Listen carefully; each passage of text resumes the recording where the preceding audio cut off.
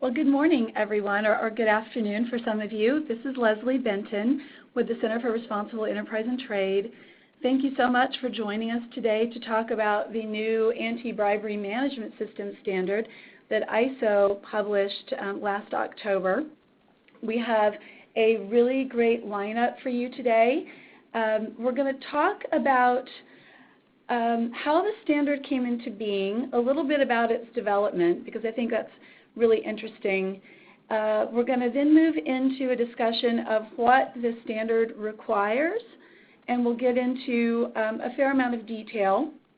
We'll talk a little bit about certification, but we're really going to try to spend the bulk of our time sort of talking about the practical implications of the standard for companies in Brazil, of course, but also around the globe.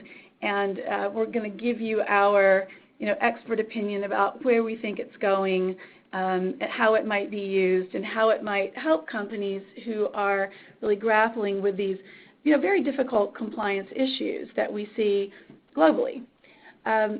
So just a few housekeeping items before I introduce our terrific lineup of speakers. We're going to save time for questions in the end, but if you have questions at any time, please feel free to type them into the chat function.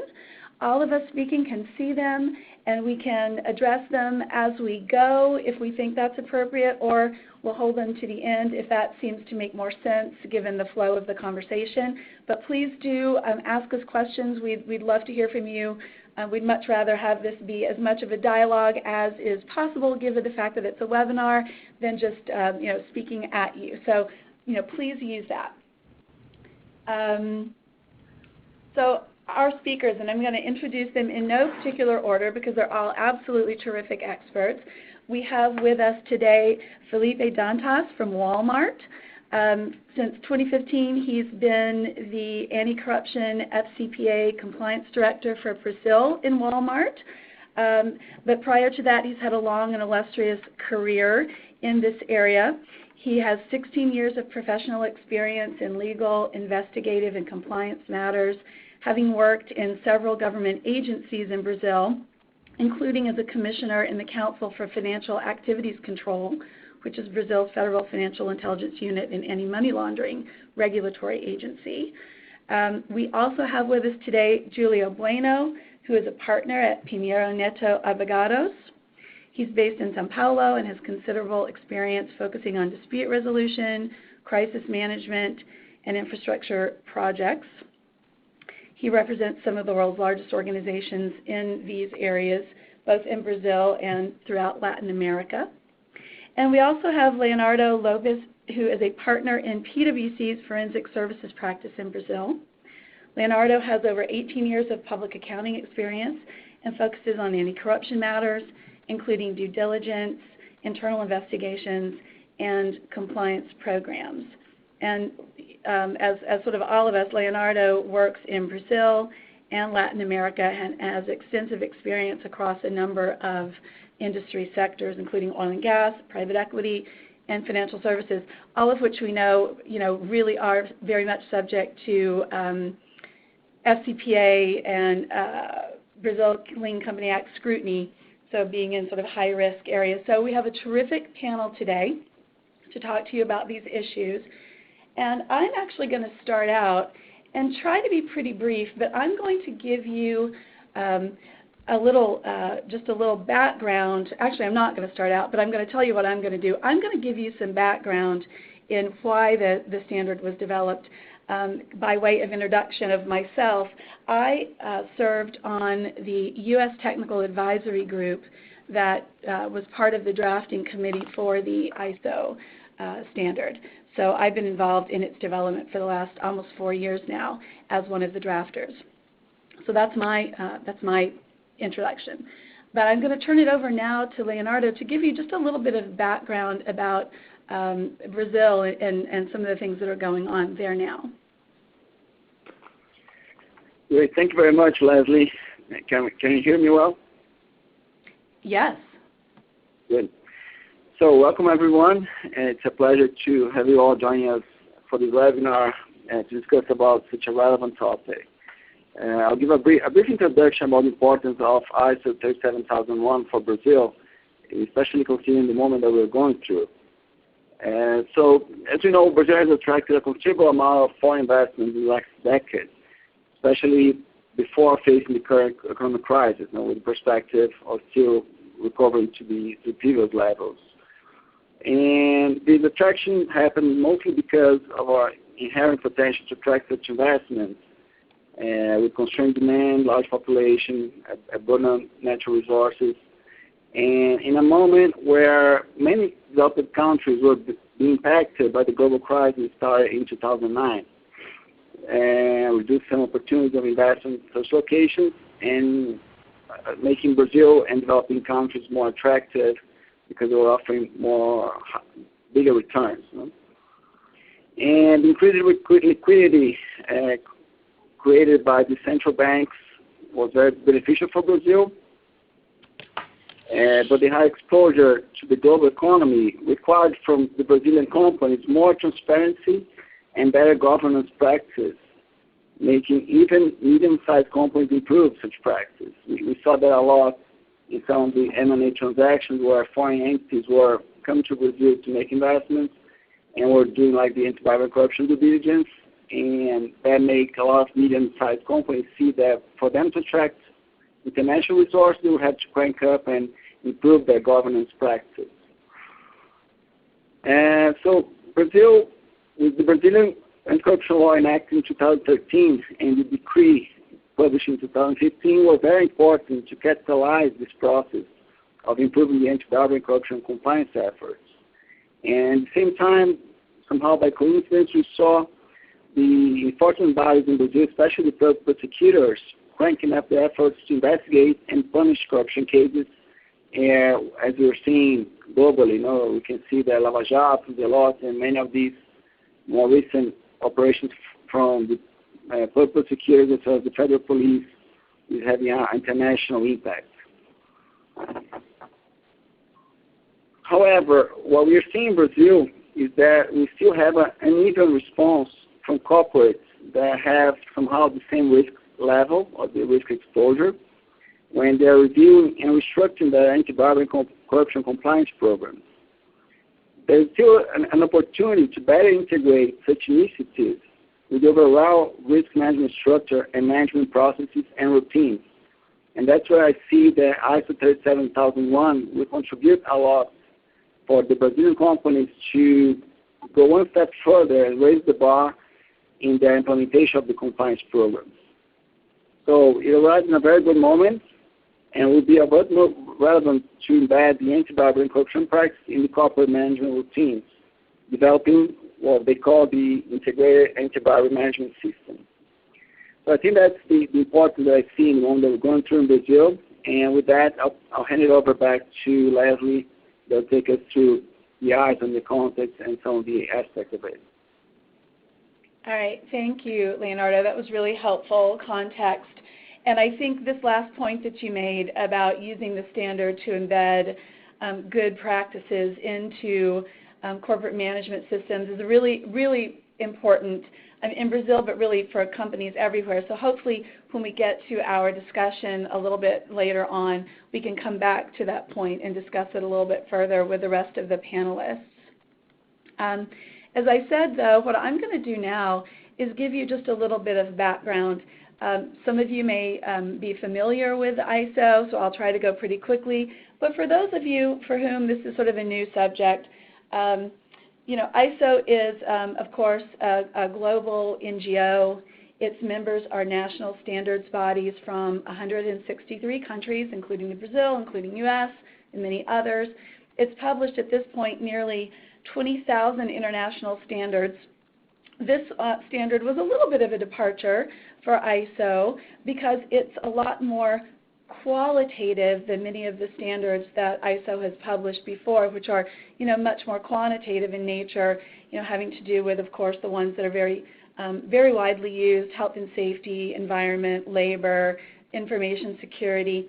So this was getting a little bit farther afield from some of the standards that ISO had published before, although it did follow on an effort that culminated last year in the publication of ISO 19600, which was a general compliance standard.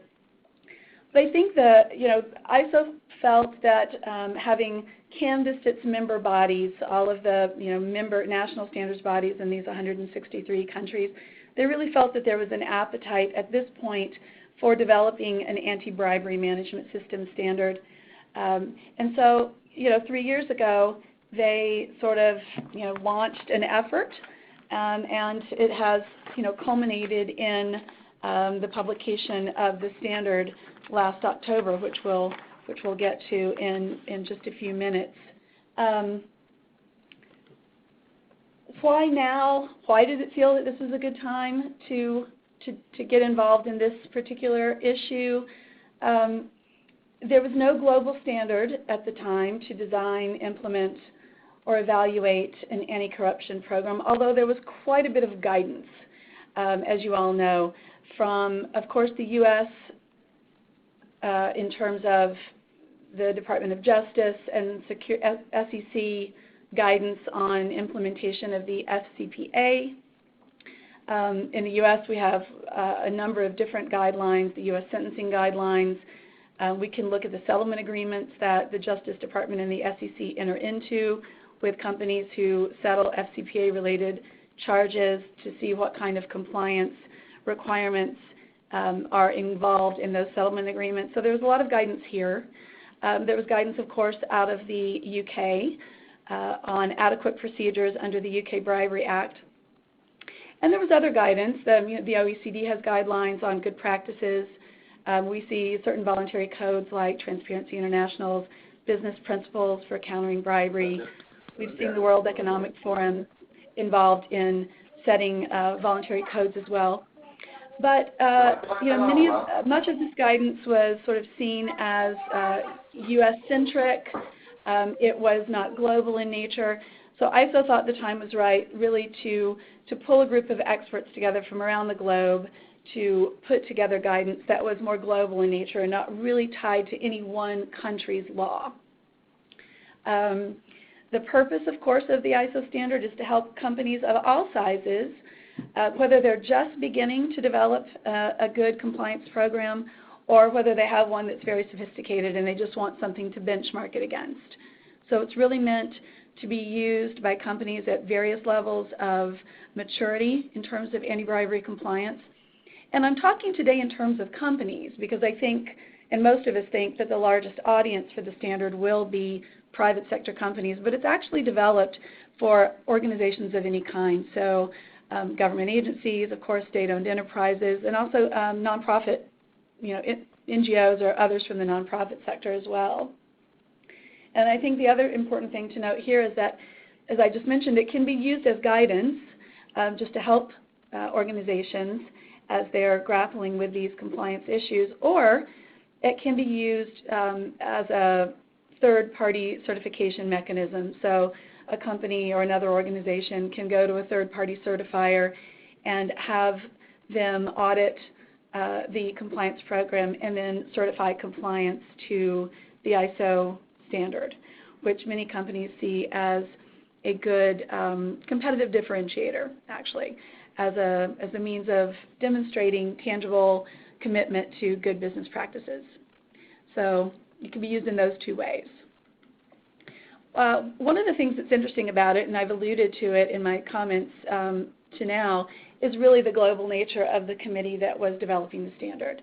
So I was part of that development from the U.S. There was a very large contingent from Brazil as well. But we had 56 countries and 7 liaison organizations involved. From the Americas, going north to south, it was, of course, Canada, the United States, Mexico, Brazil, Guatemala, Argentina, Ecuador, Colombia. I'm sure I'm going to leave a country out, but it was a very large group from the Americas. We had China, Russia, several African countries. We had Saudi Arabia, Egypt, and Israel from the Middle East, several Asian countries. So it was a really global group. And within each of those groups, I would say they were mostly made up of experts from companies. There were, of course, lawyers, accountants, people from the audit community. Some delegations actually did send government representation, but most of the experts who were sitting around the table drafting the standard were company experts, people who had really been in the trenches, have been dealing with these compliance issues for many years, know what works and what doesn't work, understand the risks in their own geographies and elsewhere, understand the business community, and also really importantly, sort of had an understanding of their own legal systems and how those would work. Because one of the things that we had to do, of course, in developing the standard was sort of ensure that we were developing something that could work across geographies, across industries, across companies of varying sizes. So having that kind of expertise in the room was really, it was critical, and I think will give some credibility to the standard. In terms of application, and this is just very sort of at a high level, we'll talk a little bit more about this as we go along. It includes measures and controls that represent best practices in anti-corruption compliance. It addresses government bribery, foreign bribery, bribery of government officials, but also commercial bribery, so company to company or business to business bribery. It addresses both bribery by the company and bribery of the company, so inbound bribery as well. And as I said earlier, it applies to companies, but also other organizations from the public and nonprofit sectors as well.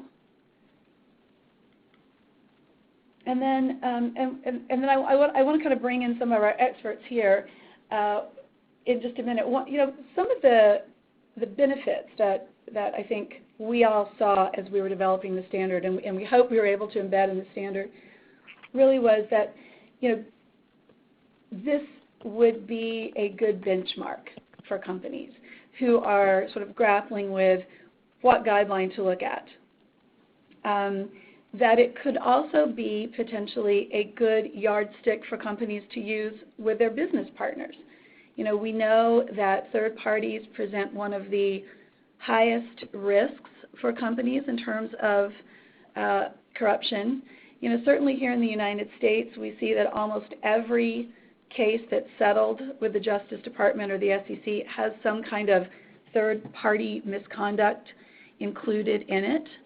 Not exclusively third-party misconduct, but certainly it's always there. So we see these sort of third-party issues cropping up time and time again, certainly in the United States, but elsewhere as well.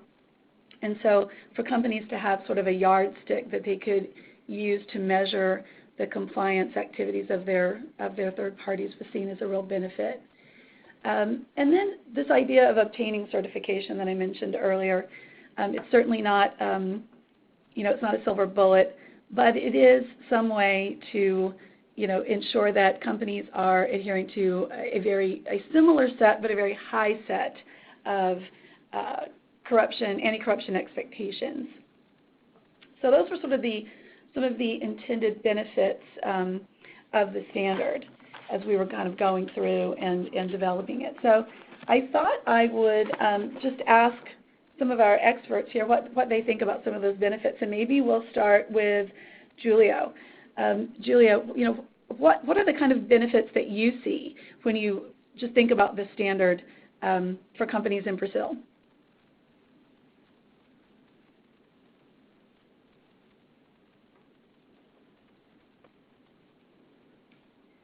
Maybe Julio's having some audio difficulty. So Felipe, do you want to take it first? Is it better now? Hello? Yes, great, yes. Great. Is it better now? Yes, it is perfect, thank you. Okay, so sorry.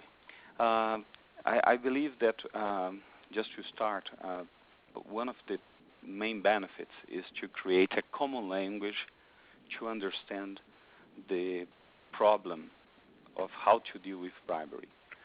It's a widespread phenomenon, it's an international phenomenon, and as all international phenomena, they are perceived in a local basis. sometimes. So, and nowadays, when we think in a globalized perspective, the investors, the banks, the lenders, the government, they all want to have at least a ground basis for dealing with their partners.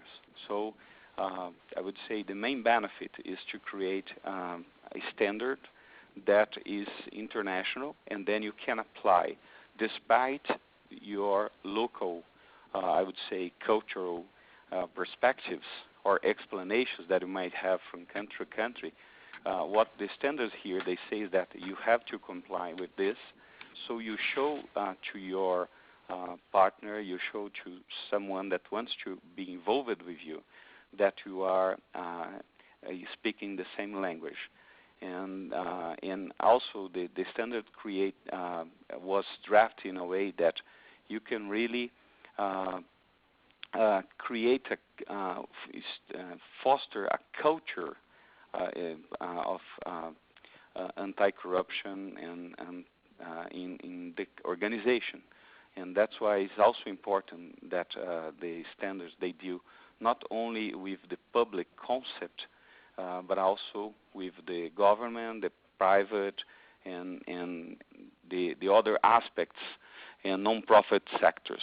So I believe, just to introduce the point, this is the main point. So it will facilitate for the companies and the organizations to present themselves in an international way, and also for those who want to invest or want to relate to someone, to be sure that they are dealing with someone that understands the main requirements by looking at the certification of the ISO 37001. Thank you. Thank you. Those are really important points.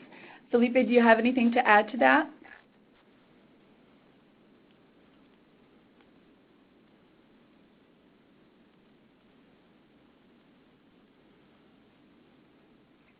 Leonardo?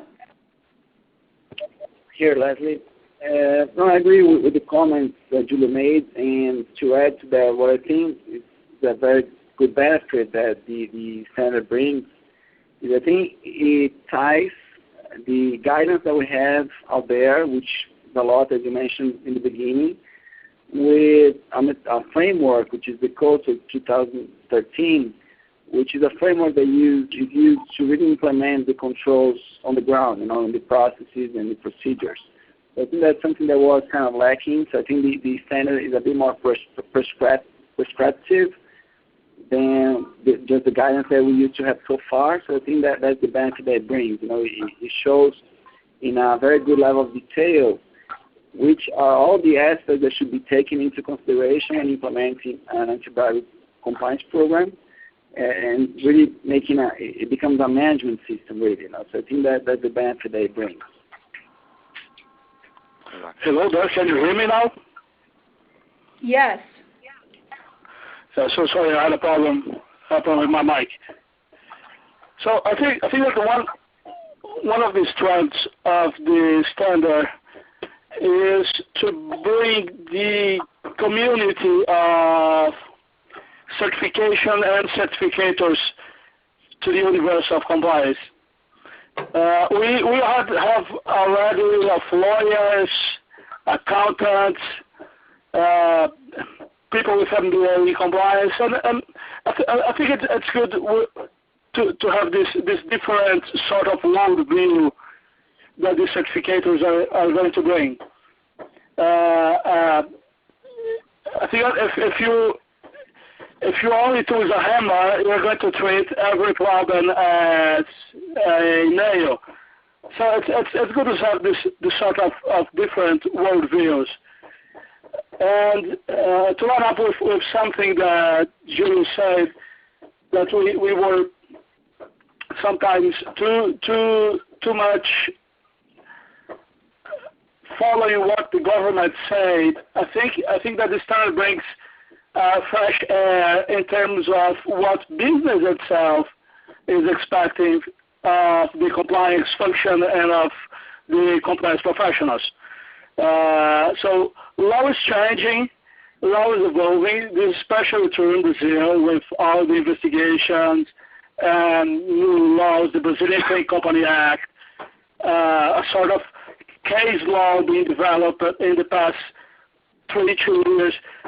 So it's interesting to see how this standard is going to play in this kind of fertile environment.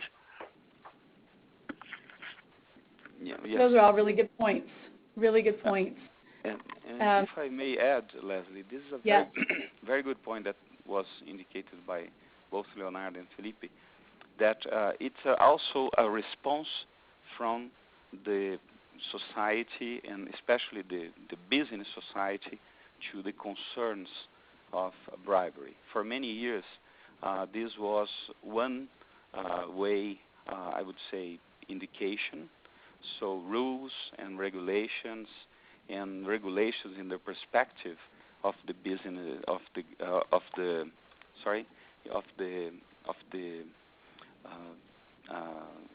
perspective of the leader, of the public perspective. But I would say this is an important response and also compromise from the private sector with the same concern. So there are several studies for international transparency and many other institutions that they deal how much does corruption cost to the world, $1 trillion, how much they affect certain business, how much they affect even the public sector, but also the private sector in the way they do business. So I would say that the ISO 37001 is a response to that in a good way to say, okay, we understand, we are ready, and we want to make this in using our experience here, also providing some guidelines of what we face in our day-by-day business on how to deal with that. And also it was pointed out correctly by you and Leonardo in the beginning, this does not affect the local laws. So the ISO 37001, it's also something that you will be following and presenting together with the other requirements of the law, but at least it's a way to show that the minimum and most important grounds are here. We can talk later about the innovations that they bring, such as monitoring, such as the communication and the controls, but those are things that for sure, I believe, will have also an impact on the public sector in the recent years. Thank you. Thank you, Julia. Those are all really good points, and a good segue, too, because I will move into a discussion of some of the specifics of the standard, and then we can go around again with the panel and talk about what we see as the strengths and weaknesses. Just one thing to note, of course, for everybody, ISO certification won't guarantee that no bribery will ever occur in your organization or act as a substitute for having good compliance practices in place. Hopefully it will help you put those things in place, but it won't act as a safe harbor. And I put this slide in here because I do a lot of speaking on the standard, and I get asked by U.S. audiences quite often if the Justice Department or the SEC is endorsing the standard as sort of a safe harbor for companies. And the answer to that is no, there's no specific endorsement of the standard by the government here. I've heard them speak, and I have heard their public comments about the benefit of the standard, the same benefits that Julio just mentioned, actually, and Leonardo mentioned, and Felipe earlier. But it's not a safe harbor. But it is some, if you comply with the standard, if you obtain a certification, it would be evidence that you have tried as an organization in good faith to implement an effective program. So I just put that caveat in there just based on some of the questions I've had in my prior speaking engagements. But we'll turn to the requirements of the standard, and then we'll get everybody's thoughts on these. You know, the first thing to know about the standard is that just as all good compliance programs should be, it's really based on a risk assessment. That's the first step in complying with the standard, is doing an assessment of your own organization, your risks, understanding the scope of your program. And so that's really the linchpin. So everything in the standard is based on a risk assessment. And that was one way in which we were able to develop a standard that could work across industry, across geography, for companies of different sizes. Because obviously a Walmart will have a very different risk profile than a small company working in only 1 or 2 geographies with 50 employees and maybe 3 third parties. You know, and so each of those organizations should be able to use the standard to devise a program that works for it. And so that's what we tried to do. So risk assessment is very important. Of course, the standard requires anti-bribery policy, procedures, and controls, both financial controls and non-financial controls to address the bribery risk. And it goes into detail on all of the sort of common ways in which bribes are disguised through gifts, hospitality, entertainment, charitable contributions, political contributions, and so on. It requires companies to put anti-retaliation policies in place and reporting policies and procedures in place so that employees and others have a way of raising questions, raising issues, ensuring concerns are addressed. It goes into quite a bit of detail about the different roles that the governing body has, that top management has, and that the compliance function has related to the anti-bribery program. It requires communication and training also of third parties in certain instances. So not just training of your own employees, but training of third parties who are presenting risk to you. It requires due diligence, of course, both on projects and transactions, but of course on business associates as well. It has quite a bit of language around investigations, monitoring, reporting up the chain when you find problems, and then taking corrective action and ensuring that the program is continually improved. So, for those of you who are familiar with the existing guidelines and familiar with compliance programs, this probably doesn't look that new to you. And, in a way, that's exactly what you want to see. You wouldn't want ISO and the committee of experts to create a standard that had no relation to the existing guidelines that companies use and have worked. What's different about this standard, I think, is that it goes into much more detail than most of the existing guidelines do. And it is, I think it's written in a very business-friendly way because we had business people around the table who were drafting the standard. So those are the sort of main components of the standard. We could talk for hours about the intricacies of it, but these are the main components. So I thought I'd turn again and ask our panel what they think are the strengths and weaknesses of the standard. So Julia, I might start with you there. Okay. I think that,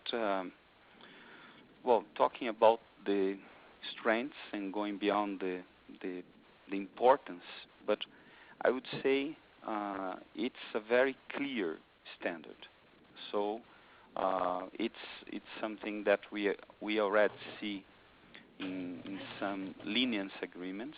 Of course, we are talking here about big companies, but in an important point in lenience agreements is that you receive a guideline of what you need to do and what you should do, and it's a very detailed guideline. Of course, these guidelines in a lenience agreement, they respond to the specific requests and reality of the company, of the sector, of the industry, but also create some movements that will, at the end of the day, affect not only that company or those companies that are involved, but also the sector as a whole.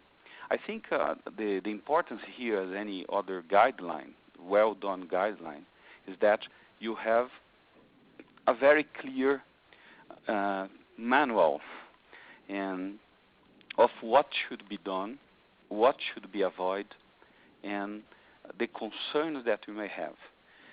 You raise a good point in the beginning, saying, of course, but you may have different levels of companies, different levels of sizes here and sectors, etc. Okay, I think the standards, they were prepared in a way that you can also use what you can use according to your reality, but most certainly creates, I would say, a recommendation of how you should be developing your business later on. And I will give you some examples. For many years, I would say the concept of dealing with standards against bribery and things like that, they were perceived, I would say, at least in the Brazilian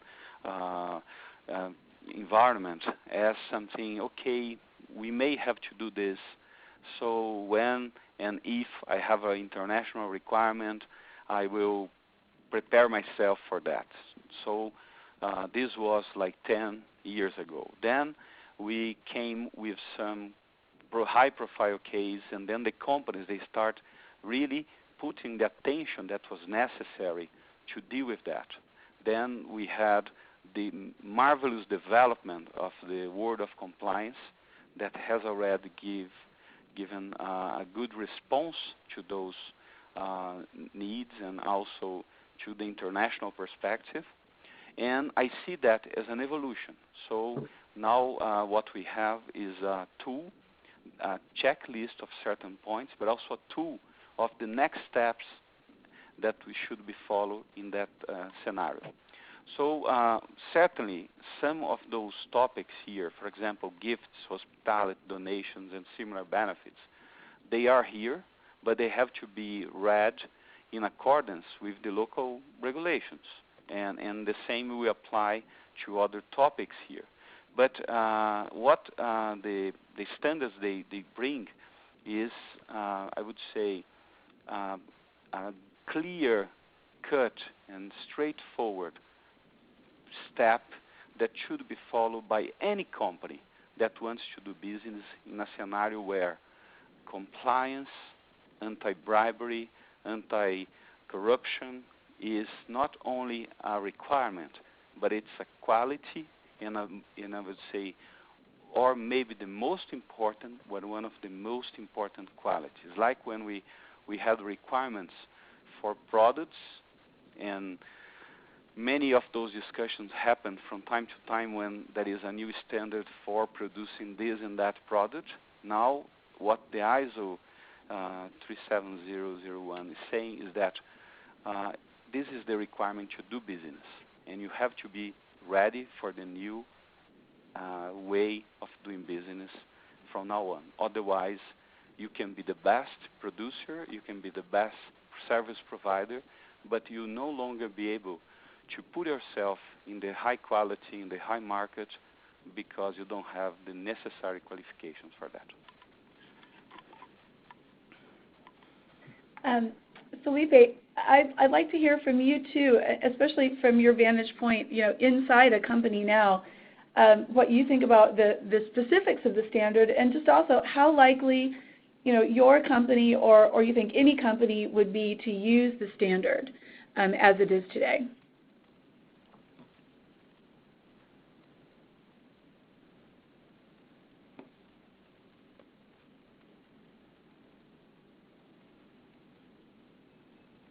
Felipe, can you hear us?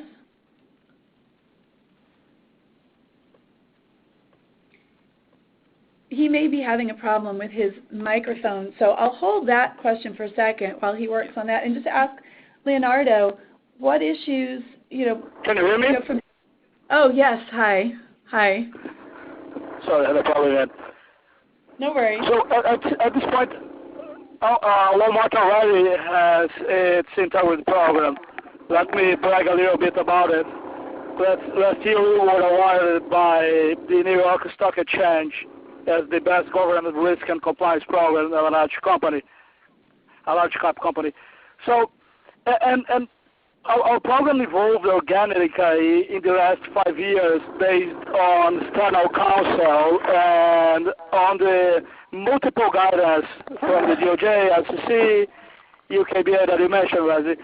So I think the adoption of the standard is going to be different based on if you are a company that already has, in terms of the program, and if you are a company that does not has one and wants to build, which is the case of many Brazilian companies. I think that from my perspective, Walmart and this is related to companies in Walmart's position that already have their compliance programs. I think the challenge now is to check for gaps between the existing programs and the standards. And search for gaps may sound as something easier, but the fact is that when you are looking for gaps, you do not know what you're going to reach. So you also face the risk of discovering that a business process that you thought were accordingly to the multiple previous guidance is not according to the standards. So you have costs and efforts to adopt the standard. Those are really great points, and I think you're right. It's going to, not only in Brazil, but really across the globe, whether a company has a program or is really just getting started, is going to be a major issue. And we'll talk in a little bit about the process of certification, and then sort of what companies will have to do before they get to certification. And I'll give you some of my perspective on this sort of gap analysis as well. But I wanted to also get to Leonardo. What are some of the issues that you think a company, in speaking with all of your clients, that companies should think about before implementing the standard, in addition to what Felipe has just said? Okay. So I think the issues or the challenge is always come the same. So in the beginning, you need to make sure that you have the sponsorship from top management before starting investing any time on implementing all these practices. And never forgetting about the risk profile and your risk exposure. So you need always to plan very well before starting implementing, because the standard is very broad, and very, very comprehensive. So it brings some aspects that we kind of rarely see being implemented, except for cases where you have a company that's going through regulatory scrutiny, then they have to implement everything. But for example, the alignment, it seems obvious, but the alignment between all these activities and the performance bonuses, you cannot have conflict between the guidance or the instructions to implement the program not being aligned with the bonuses of the executive. Segregation of duties, delegation of authorities, these are all aspects that have to be implemented. And I think this is very comprehensive. So I think it's this thing to make sure they have the sponsorship from top management, consider your risk profile, and see the level of maturity that you want to have for yourself. And also think if you just want to benchmark yourself against the standard, or if you want to be ready for certification, which is a different effort. So I think these are the key aspects that you need to take into consideration. Right. Those are all really good points. And, Leonardo's raising an interesting issue about bonuses and compensation structures. The standard does require companies and organizations to review their compensation structures to ensure, on a regular basis, to ensure they're not encouraging bribery. And that would be, bonuses, but also commissions and other types of, compensation structures. And just ensure that those things are aligned with the compliance messages that the compliance company is sending. And it's this sort of misalignment of message and actuality that gets companies in trouble sometimes. And I think certainly here in the U.S. with the Wells Fargo scandal that many of you may have heard about or read about, this issue of incentive structures is really, really top of mind right now. So that's a very important point. I wanted to ask all of you, and anybody could answer who wants to, what do you think about using the standard as a third-party tool? So not just implementing it in your own company or but using it as a means of either educating third parties, helping them become more compliant, or requiring certain third parties to be certified. I don't know, maybe Felipe, do you want to address that question? Sure. I think that one thing is certain. It does not replace due diligence. It does not replace constant monitoring and periodic reviews of your third parties, but it can be an efficient tool in a risk-based program to sort out different third parties. For example, third parties that are remunerated based on success fees and that have some intermediation with the government, some NGO in a particular distant area of the country where most of NGOs or organisms of those sort are somehow connected to politicians. And I see a lot of use in this certification in something that I call compliance treaties. Usually when you're speaking of third parties, you're speaking of a big company hiring services of a smaller third party, and this third party has all the financial and business incentives to adapt their practice to the standards of the big company. But sometimes you have two big companies making business together, and each one of those companies has their compliance professionals, has their code of conduct. And somehow I have more trouble negotiating contract codes related to compliance with big companies than with small companies. So I think the standard may present itself as a sort of common ground or common standard, which in a contract language or a contract relation, each big company could say, hey, I adopt the standard of the ISO 37001, and I recognize that you also do it, and we are both good companies. That's the business. Yeah. Leslie, if I may comment, I agree with Felipe, and also I would say that is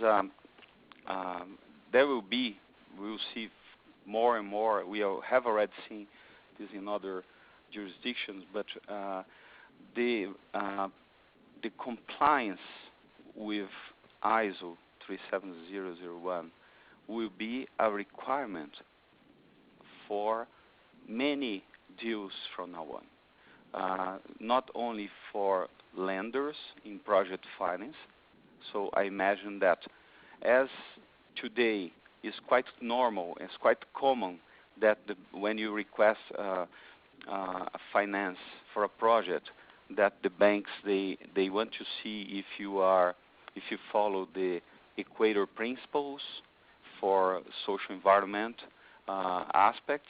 They will soon say you have to show me if you follow ISO 37001. The same will apply in M&A. The same will apply in other deals. So companies who want to who do a bidding process, private companies doing a bidding process for projects, for important projects, they will put very soon the requirement that the contractor or the service provider demonstrate to them that they comply with those requirements. So I think will be as in the introduction of the standards, it said it's a way for the companies to also foster the development of a new culture of doing business. And this will be done not because the main companies will simply adopt that and will require that their subcontractors, main service provider, but also this will happen in the banking area, this will happen in the project finance infrastructure, and so on. And after that, I would say, it will have the same impact in relation to the public sector. Thank you. Thank you for that. Those are all really good points. We have a question from the audience, actually, and I guess anybody can take it who wants to.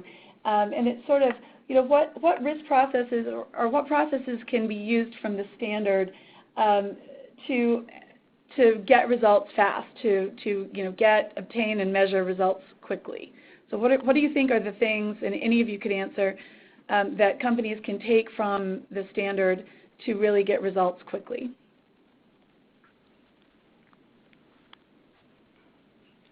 I'm sorry, I couldn't hear your question very well. Sorry. Okay, I'm sorry. The question was from one of our audience members. Okay. What are the processes from this standard, or what are the things that the standard requires that a company could implement and then get results really quickly? So maybe are there some quick wins that a company could get by taking some of the requirements of the standard and implementing them? Okay.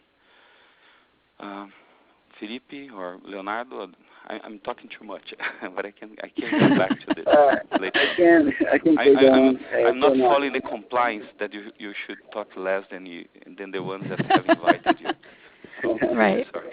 Okay. It's Leonardo. I can try to respond to that one. I think every requirement from the standard has a different life cycle, so to say. So you have some activities that are like ad hoc, or that you can measure right after it's done. For example, third-party due diligence. So if you run the diligence, either a third party or can also be for a new employee, for example. So there are some actions that you can measure right away. Some others may take longer for it to measure. For example, training. You can only consider the entire organization and the third parties that are acting on behalf of the company. The effort for training was accomplished properly, maybe in a yearly cycle, because you want to have several rounds of training. You want to give the chance for people that couldn't attend training to attend the next one. So sometimes it's harder for you to measure that one in a shorter period of time. The same for the performance bonuses, as you mentioned. You can only measure maybe in a yearly cycle. So depending on the activity they have, it will take longer or shorter for you to be able to measure them. Risk assessment effort, for example, is something that you maybe in 1 week or 1 month you can do it all. You can check if it was done and if the proper answers and responses are being addressed, or that you find the gaps that need to be addressed. So it really depends, I think in an objective way to respond to your question, I think the activities that are more ad hoc or that have a shorter period of time to be executed, the easier it is for you to measure right away. Right, I agree with all that. I think that's right. If I had to pick one quick win of the entire standard, I would pick the roles and responsibilities description of the compliance profession, of the compliance function, of the board, and perhaps of the monitors and risk assessors. When we're speaking of a developing compliance program in our organization, we see barriers, of course, financial barriers. Those are the harder to jump. But besides financial barriers, we also see a lot of bureaucratic barriers. Basically, some jobs and departments who believe that they should be responsible for that, they should be responsible for that. The other hallmarks and guidance always speak of from the top, but this can be a void concept sometimes. So I think if the compliance professional responsible for adopting a new program, and he would benefit a lot from convincing the board of using the roles and responsibilities of the board, compliance professional, and monitor described myself. Yeah, those are all really good points. Really good points. Just yes. A quick comment. I think the standards, they put a great light on how the senior management has to deal and prepare and act in relation to the standards. And this is in alignment with what we see, and then I will come back again to the issue of lenience agreements. In all the lenience agreements that we have followed, the main point is really how did the company behave? How did the company dealt with that? How was the position of the senior management in relation to the issues that were presented? And if you see the recent ones, the important ones recently, there is a long analysis by the court saying if the board was really aware of what was happening, if not, if the board took the measures necessary to understand, if there was a compliance program, how was this compliance program, the message and the culture of this compliance passed on by the senior management, and so on. I believe that now that we have the standards, this will be also a requirement, of course, not only for lenience agreements, but in a day-by-day way to demonstrate that the senior management, although you have distinct areas and levels within the organization, but you have to have a common ground, objective, and planning given by the senior management to achieve the goals of those standards.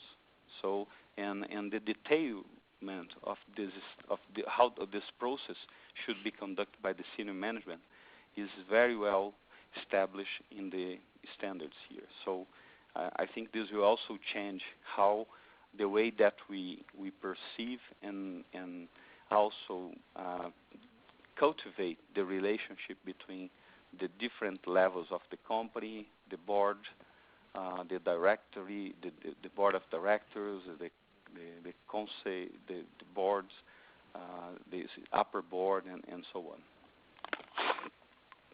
Yeah.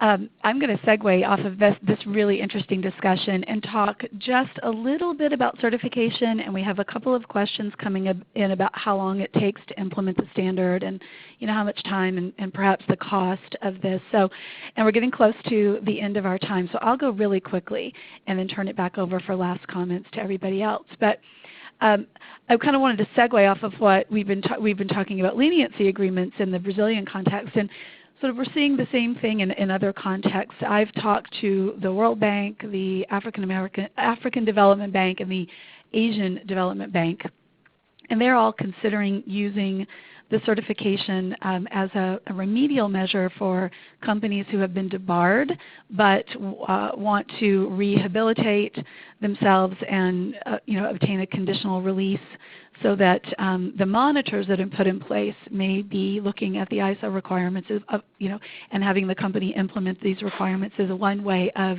coming back from a debarment, which is an interesting thing that we're seeing. We're also hearing in some countries that some governments are considering requiring ISO 37001 certification for public contracting. We heard that when we were actually, we had one of our international meetings in Malaysia, and we heard that there. We've heard it in Mexico. I've heard some talk in Spain. I've heard some things going on at the EU right now. It's very early days. I don't know if this will actually come to pass, but this is one way in which standards are sort of driven in the marketplace, is when governments start requiring them in certain contexts, obviously. But of course the certification process is voluntary.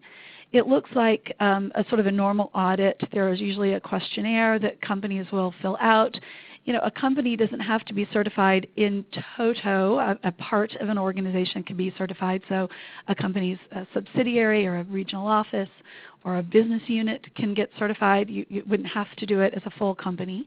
But the certification sort of looks like an audit with a questionnaire, with on-site visits, review of documents, those kinds of things. How long it takes really depends on what I just said. The scope of the certification. Are you doing it for a part of your company? Are you doing it for your whole company? Are you a small organization, a large organization?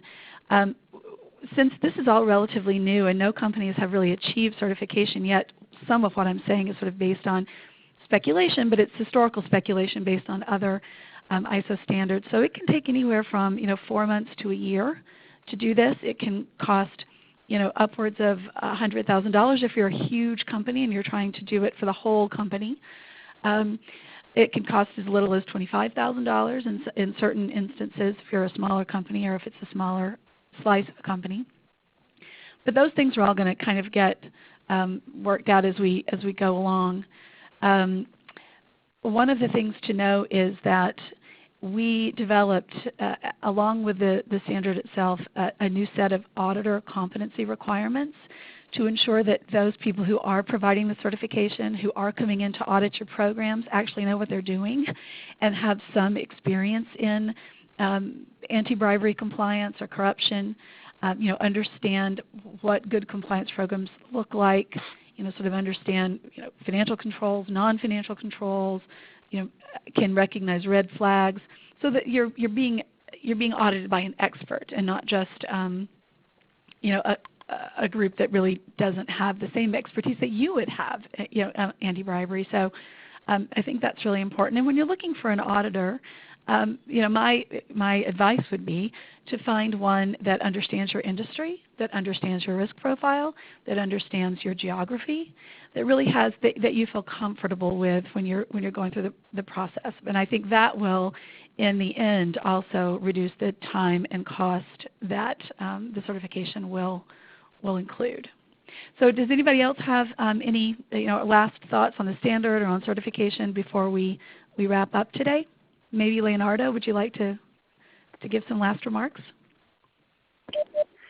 Yeah, sure. I think I'm very happy to see the standard being published. It's something that we have been following for some years, the development of this standard, and I think it looks great. It's very good to know that it was based on the code of 2013, which I think is the best approach to do it. I had experience back in 2007 implementing a very large compliance program in one of the companies that was going through regulatory scrutiny.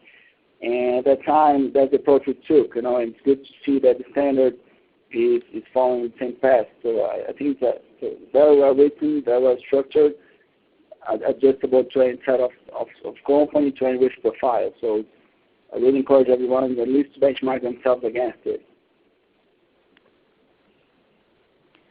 Well, thank you. Thank you for that. And thank you to all of our speakers. You're absolutely terrific. It was a pleasure to have you, and I think for the audience to have your expertise to talk about the standard was really, really beneficial. And thank you to all of you in the audience for joining us today. If you have any questions that we haven't answered, please feel free to email any of us. I think you have my email in the invitation that you got, and I can channel your questions to the appropriate expert. But thank you, and enjoy the rest of your day. Thank you very much. Thank you, everyone. Bye-bye. Thank you, Leslie. Bye-bye.